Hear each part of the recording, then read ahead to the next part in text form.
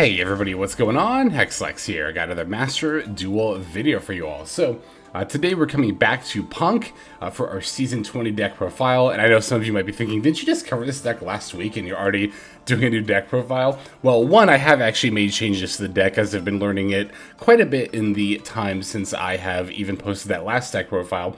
And two, yes, I just like this deck a lot, so I'm going to be playing it quite a bit. I'm not going to like flood the channel with exclusively Punk videos, but you know, I'm very much tempted to because you know me, I love my Synchro decks, and this is definitely one of the more fun to Synchro decks I've found myself playing is Punk here. So as far as the changes that I have made to the main deck, one of the big ones that I added in Ghost Ogre and Snow Rabbit.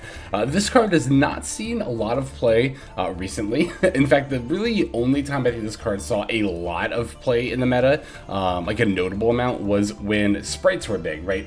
And this card is used to counter the Gigantic Sprites effect there. As it does not negate effects, it only destroys the monster that's activating them, but for an effect like Gigantic Sprite, which needs the monster to be on the field to resolve, it would still effectively negate it. So, not necessarily like a great meta for Ghost Ogre right now, but the reason that we're playing it is because mainly it is a level 3 Psychic monster, which does a couple of things for the deck.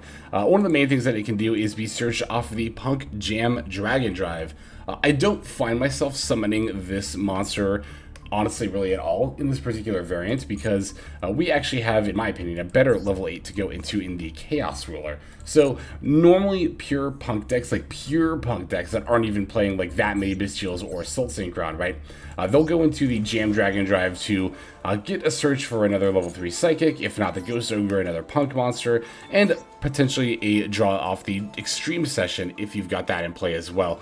But in this particular build, we are focusing more on the not only the Bystials but also the Assault Synchron, and for that reason I like to go into the Chaos Ruler, because the Chaos Ruler can help you find Assault Synchron, and if it does, you get to end already on your end board that lets you go into Amazing Dragon, but then with Assault Synchron you can even throw a Baronne in on top of that for a little extra Amin negate. So that's pretty nice, and I like that. The second reason that I really like having the Ghost Ogre in the deck is that it does act as another level 3 Psychic monster for the Ukiyoe Punk Amazing Dragon. This will bounce cards on the opponent's field when summoned for each level 3 Psychic monster with a different name in your graveyard. So it doesn't even have to be Punk monsters, just level 3 Psychics, which again, the Ghost Ogre is. So with a couple of points of minor synergy, I figured it would be worth it to test. Hasn't really done a lot for me in terms of like actually activating and resolving this card's effect, but just by virtue of being in the graveyard, actually not even just for the Amazing Dragon, but also just for being a light monster, it has actually helped out a little bit so far. Let's see here. Oh, one of the other changes I made to the main deck was to include a second Deer Note. A lot of people were suggesting this in the comments of my last profile, and I definitely do agree after some more playtesting that Deer Note is a very, very important card to this deck, and as a result, just in case it gets milled or you open it, having access to a second copy is very good. Of course, this card is not like a Garnet or anything. If you do happen to open it alongside another Punk card, you can still either summon it or the other Punk card, and actually setting up the other Punk card in the graveyard can really affect your plays in a positive way sometimes. So there are some hands where it's actually not even just not bad to open Deer Note. It might even be like a little bit optimal, but all in all, just having 2 copies of this card, not even just for like milling it or opening it, but also just for like the grind game in general, right? There are some duels where you'll need to pull out more Punk monsters from your deck, and having access to the second Deer Note in those cases is definitely advisable there. I ended up cutting out the 2 Infinite Impermanences to make room for those 2 cards in this deck here. As I've mentioned before in like my, preparing for tournament videos, if I were playing in a tournament, I would definitely make far more of an effort to include those 2 Imperms. Would probably cut like a Lubellion, and then might even cut the Ghost Ogre or second Deer Note again for him, but for ladder, for just, ranked play, this build has been working out just fine for me. So as far as the extra deck goes, for my ranks 3 and 8, I'm still kind of working with Cicada King and number 90 for additional monster effect negation. There are definitely other options you can play though. For rank 3s, for example, you could play, let me pull up the card here, and I've actually kind of considered it occasionally. This card, number 49, Fortune Tune. This card might not seem like it's got that many relevant effects. It mostly just protects itself from targeting or destruction, but because it can't be destroyed by battle, or card effects by detaching material, and it can't be targeted by card effects. This is actually a really good card to make the ZEUS, right? You can battle this Fortune Tune into anything, detach a material, it'll live, and then go into ZEUS. So there is that, but I don't know. I haven't really found myself summoning rank 3s that much, period, and I like the idea of if you get disrupted while you're on your level 3 psychic monsters, you can at least go into a disruption in the form of Cicada King. Number 90, I think I have actually come pretty close to summoning, but the other form of disruption I often end up summoning over it is actually the Hermetic Seal of the Heavenly Spheres, because if I have access to extra Bystial monsters, including the Lubellion and maybe even the Chaos Ruler, which isn't a Bystial, but is a level 8 dragon monster, like, you could make the number 90, and that is optimal sometimes, but you could also link it to the Hermetic Seal. This will give you not only an additional bounce with the seal itself, but in addition to that, it'll also allow you to pull one of your Bystial monsters out of the deck, most notably Druiswarm, right? You can special Druiswarm from the deck to get even another form of disruption, or this doesn't actually negate the effects of the card, it only sets the dragon's attack and defense to 0, so in certain situations it might also be right to get Baldrake if you think your opponent needs to summon from the extra deck, but keep in mind, again, the Baldrake will have 0 attack and defense, so your opponent might just move to battle and run over it. Just things to keep in mind there, so. The extra deck is kind of wide open, honestly. Right. There is one other major thing I want to talk about the extra deck is the Ravenous Crocodragon. So I wanted a level 9 Synchro monster because, we do have the level 3 tuners as well as the Bystials. It's not something we try to go for, but there are certain situations where you can pretty easily sync for 9, right? So I wanted to have the option to be able to do that. And my first thought was the Virtual World QB Shen, which for those who don't know, because it's actually been a while since Virtual World has been a relevant deck, is this card right here that banishes monsters on the field, or cards sent from the field to the graveyard. But I ultimately decided to go for the Crocodragon instead. The main reason I ultimately opted for the Crocodragon over the Shen is that this deck actually gets a lot of advantage. It's kind of insane. It's kind of like the main reason to play a pure Punk deck like this over just a Punk engine is that mainly with the Extreme Session, right, the field spell, it's not hard to have a lot of cards in hand and on the field too. Like ending turn 1, with like 10 cards between your hand and your field, maybe not 10, but like 8 or 9 is not uncommon for this deck at all. And so the Crocodragon will often have respectable stats. It'll give you an additional draw as well. And the quick effect is not irrelevant. Like discarding 2 cards for target destruction might seem like a lot, and a lot of the time it is, but there are definitely situations where it is very nice to have access to that. So yeah, I've been liking the Crocodragon. It hasn't come up a whole lot, but I definitely like it over Shen in this particular deck as my level 9 Synchro choice. Again, because we draw a lot of cards is why I like it in this particular deck here. So, but yeah, as far as the extra deck goes, like for this kind of variant, all you really need are the Rising Carp, the Chaos Ruler. I'd play at least 1 Jam Dragon Drive again, even if I haven't been summoning it that much. The Baron, the Amazing Dragon, definitely want a Psychic and Punisher, but everything else is kind of fair game. As far as like what you want to include, what you want to try, if you want to play more Arctheys, if you want to play more Links, if you want to Synchro more, so on and so forth. I will say, one card I want to take out of this extra deck is Accel Synchro, right? Because usually if we have access to Assault Synchron on turn 1, we're just going to make the Baron anyway, so Accel Synchro has like not come up at all. I think I would definitely just rather play a different level 8 Synchro monster over it, but alright, that's going to, I think, go ahead and do it for the list. I'm going to break it down card by card, and then we'll look at some games. So, we're playing 3 Maxx, 3 Assault Synchron, 1 Ghost Ogre and Snow Rabbit, 3 Ash Blossom and a Joyous Spring, 1 Ukiyoe Punk Sharakusai, 1 Gabu Wa Gon, 1 Joruri Punk Madam Spider, 3 Noh-P.U.N.K Amin, 2 Noh-P.U.N.K Dirno, 1 Bystial Magnamhut, 3 Bystial Saronir, 1 Bystial Druiswarm, 1 Bystial Baldrake, 3 Noh-P.U.N.K Foxy Tune, 3 Noh-P.U.N.K Ogre Dance, 3 the Bystial Lubellion, 1 Punk Jam Extreme Session, 1 Branded Regained, 2 Emergency Teleport, 2 Call by the Grave, and then 1 Joruri Punk Dangerous Gabu. It's going to do it for the main deck. For the extra deck, we're on 1 Ukiyoe Ukiyoe, I can never say this word, Punk Rising Carp, 1 Chaos Ruler, the Chaotic Magical Dragon, 1 Accel Synchro Stardust Dragon, 1 Punk Jam Dragon Drive, 1 Ravenous Crocodragon Arctheys, 1 Baronne de Fleur, 1 Ukiyoe Punk Amazing Dragon, 1 Psychic and Punisher, 1 number 3 Cicada King, 1 number 90 Galaxy Eyes Photon Lord, 1 Divine Arsenal AA-ZEUS Sky Thunder, 1 Heretic Seal of the Heavenly Spheres, 1 IP Masquerena, 1 Nightmare Unicorn, and then 1 Underworld Goddess of the Closed World. It's going to do it for our deck. Now let's go ahead and take a look at some games. Okay, for our first duel, we're going to be up against Branded. I was going to say Branded Tier Limit because I saw a single Shiren, but that's actually literally the only Tier Limit card our opponent's playing. It's not like terrible to tech Shiren in decks like this, but it's a little bit odd. But in any case, we're going to be taking the first turn here, and we do open with the Foxy tune, so we do get to go ahead and make our plays here. We're going to summon the Amin and grab the Sharakusai. Go to the normal Sharakusai and activate the effect to fuse. If you open Foxy tune, that's pretty much how you want to open it. Is just, you know, especially in the Amin, grabbing the Sharakusai and normaling it, and going for the Rising Carp here. Rising Carp's going to grab Wa Gon and the Deer Note.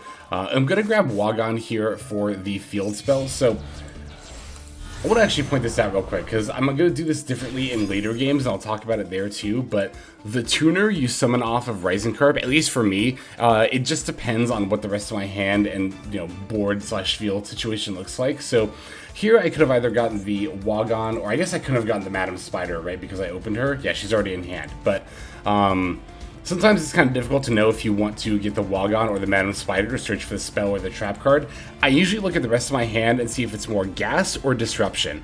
If my hand is more disruption, then I like to get the field spell to draw more cards and get a little bit more extenders and gas for plays. But if my hand is already a bunch of gas, like Assault Synchron, more Bystials, stuff like that, well, maybe not necessarily Bystials, but more like Punk cards and stuff like that, then I'll often divert to the Madam Spider and grab the Gabu just for some more disruption. It's basically asking yourself, what do I need more of, gas or disruption? Here, I already have the Ash Blossom and the Bystial, so I'm like, I'll get the Extreme Session and try to see if I can draw some more cards at some point. So, gonna activate both the Chaos Ruler and Deer Note effect. Deer Note, you pretty much always want to bring back the Sharakusai here, just to make sure that you are setting up plays on your opponent's turn.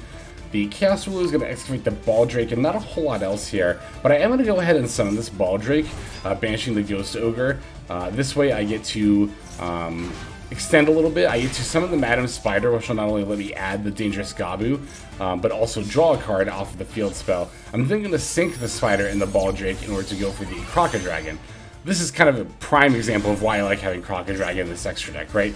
It's already got really good stats. We don't even have that many additional more cards that we extended into, but it's already got good stats, and, you know, in addition to that, we get to potentially have some quick effect disruption here. Opponent's going to start with the Fallen of Albaz, trying to fuse that. I'm going to use the Dangerous Gabu to negate it. Arguably, I might have just used the Arctheys here, but I also have the Ash Blossom in hand, so, like, even if, yeah, Branded Fusion was coming down, I wasn't too worried. But my opponent's call by is going to be a little bit annoying, you know. That Branded Fusion will end up resolving. However, I do still have my big disruption on the board, which is the ability to activate this Sharakusai at any moment to Synchro for the Amazing Dragon, as soon as it'll let me scroll here. Yeah, opponent's going for Albion there. I still have the ability to summon Amazing Dragon at any point during my opponent's turn here, which will banish, I believe, let's see, 1, 2, 3 cards. So that's pretty nice. If I hadn't banished the Ghost Ogre, it would have banished, or bounced 4, not banished. It would have bounced 4, but we don't need to bounce 4, it's fine.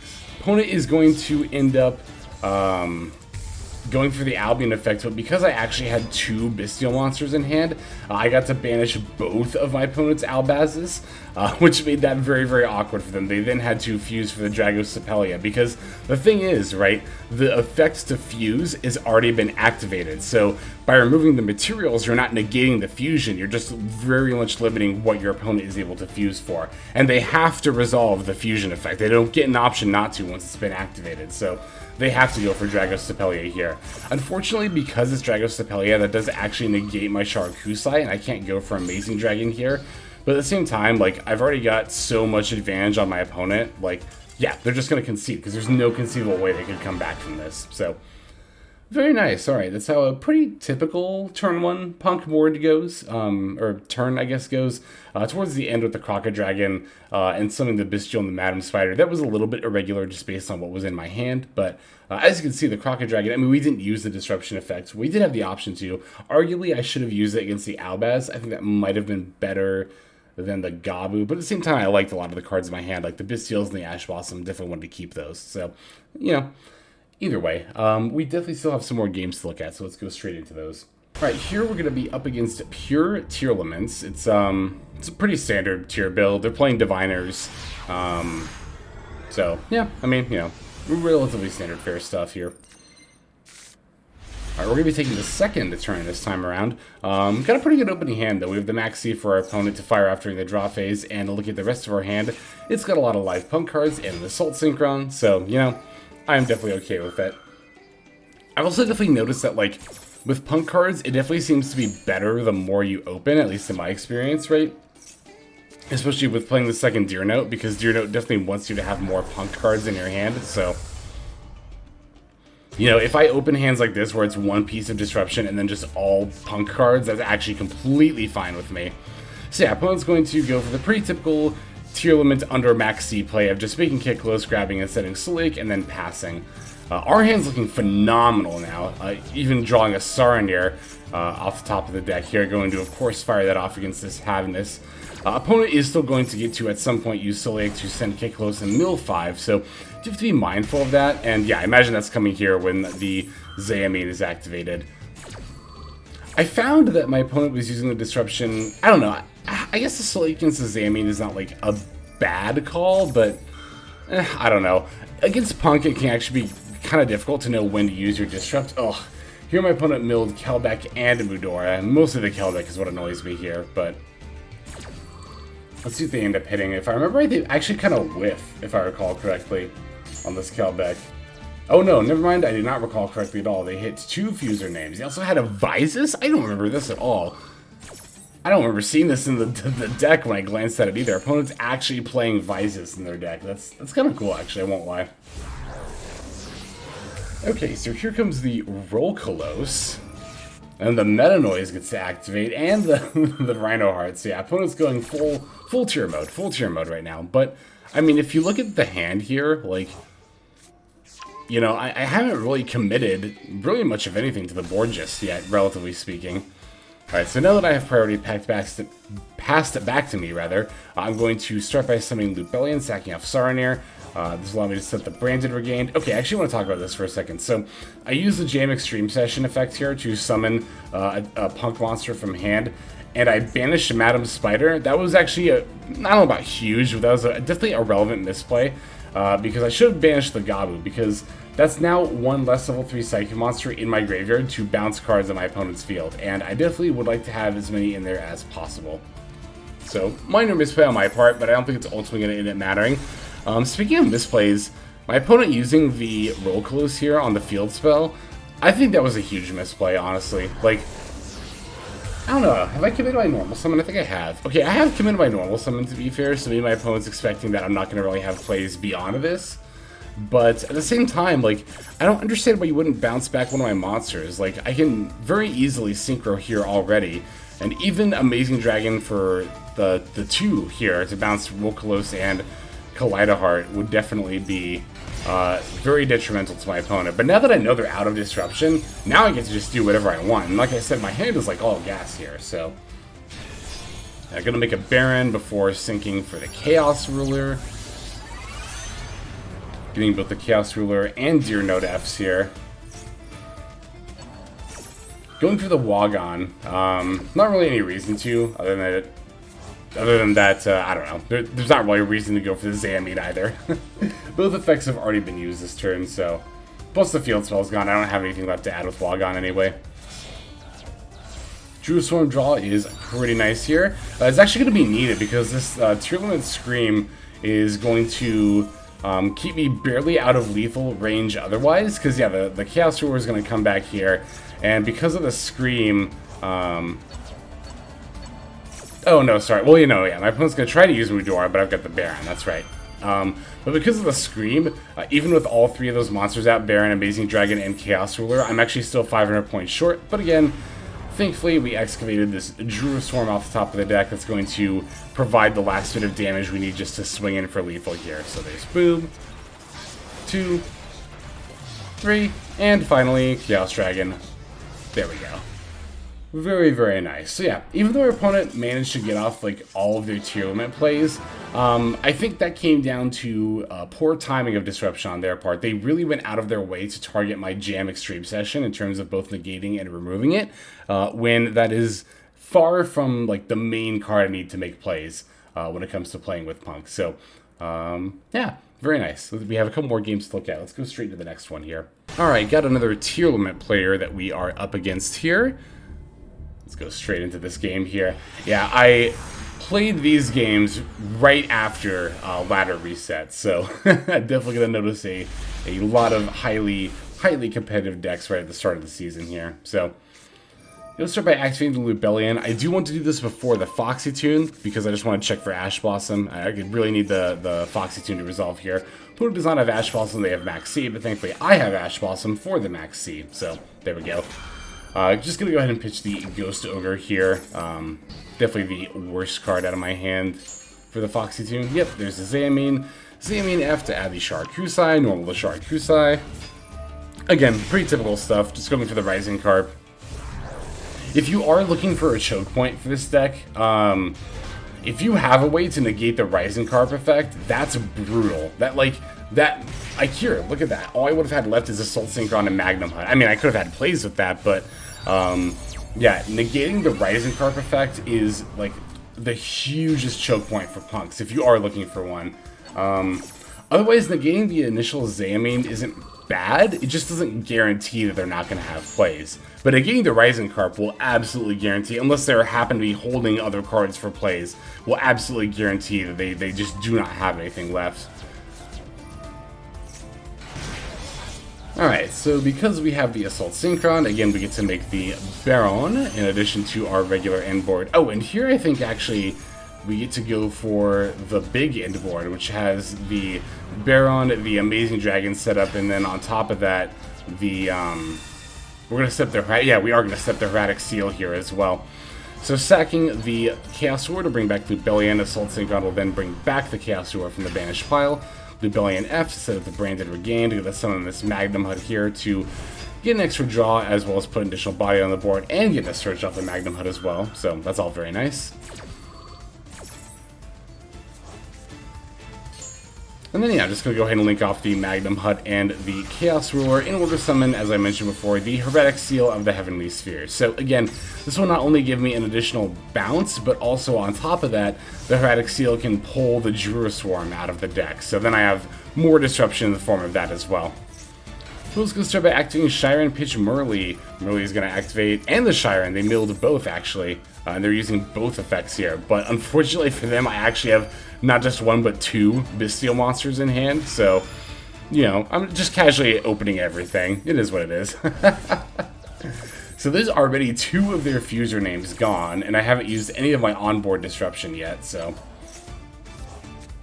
Gonna use the Branded Regain to get an extra draw. Foolish is gonna send Ukiyoe. I'm just gonna negate this Ukiyoe with the Baron. I don't want them to just happen to be able to hit their last fuser name, if that's what they're trying to do here. This did feel like a little bit of a bait, and the triple attack, I guess, kind of proves that. But, like, here's the thing, too, right? I decided that, like, because I actually debated whether or not I would have chained the Sharakusai, the triple attack, and then I was looking at this board and my opponent's board state, and I was like, wait, I actually don't care what they take. Like, they can literally take any one of these monsters, and that's completely fine. So, that's how I knew I was already in a really good situation here. Use the Erratic Seal just to bounce the Baron, and then with this Emerald Tortoise coming down, I'm just going to go ahead and use the Amazing Dragon now. That way my opponent can't link, and they're out of plays. And yeah, being out of plays, they're just going to go ahead and concede here. Very nice. We do have one more game to look at. Let's go straight into that one here. And our final opponent for this video is going to be on Labyrinth. They are playing a very standard build. They do have the Gamma package. So it looks like they had a couple of Synchro monsters, like the Accel Synchro Stardust and a Baron, in case they do actually get to summon the Gamma on their turn, which I think is cute. But so yeah, there's the Stovey sending the driver to set the welcome, and that's actually, oh, that's during the draw phase. I thought it was moving to end phase there. No, one more set card alongside the field spell, and then it's going to be an end phase from the opponent here. This hand is not bad, and we do have the E-Tele, but I'm very much relying on it to resolve. Not just hoping, relying on it to resolve. Do have a call by for the Maxx, so that's always good. I am a little concerned about my opponent's back row. There are actually quite a few things it could be to really mess me up. Like Dimensional Barrier would do it, Dogmatica Punishment would really mess me up here. Imperm, I can probably play through, I think. Although the field spell destroying the Amin is definitely more than a little bit rough. I am going to use the Sarnier here just to make sure they're not, you know, recycling their Stovey. Just trying to keep him off as much advantage as possible. So here's kind of a weird play, right? I'm going to tribute the Sarnier to summon the Deer Note, and then special the Baldrake here. My plan was to link these two off. My opponent's going to use the big Welcome Lab here. So that's going to allow them to, well, with the Lady Lab, set up the Dogmatica Punishment, which thankfully cannot be activated right now. And then, yeah, they get the Lovely Lab here as well. And then bouncing the Lady Lab back to hand. Lovely Lab F is going to pop the Baldrake, but I still get to move the battle phase and just smack the Deer Note into the Lovely Lab here. And then I'll use the Deer Note to bring back that Amin. So main phase 2, I get to activate Amin's effect, and I technically still have plays here, right? I get to grab this Foxy Tune, activate the effect, grab the Sharakusai, I'm going to get the Rising Carp here. Basically, my plan is to just kind of like get a draw off the field spell, so I'm going to use the Rising Carp to actually summon two of the level 3s, the Wa Gon and the Madam Spider. I'm going to start by using Wa Gon to add the field spell, activate the field spell, then activate Madam Spider's effect to grab the Gabu. This will also draw me a card off the field spell, which I need to be a level 8 punk, and it's the Ogre Dance. I can use Ogre Dance and sack it to summon itself, and then sync off into the Psychic and Punisher. So, very nice way we're able to come back, right?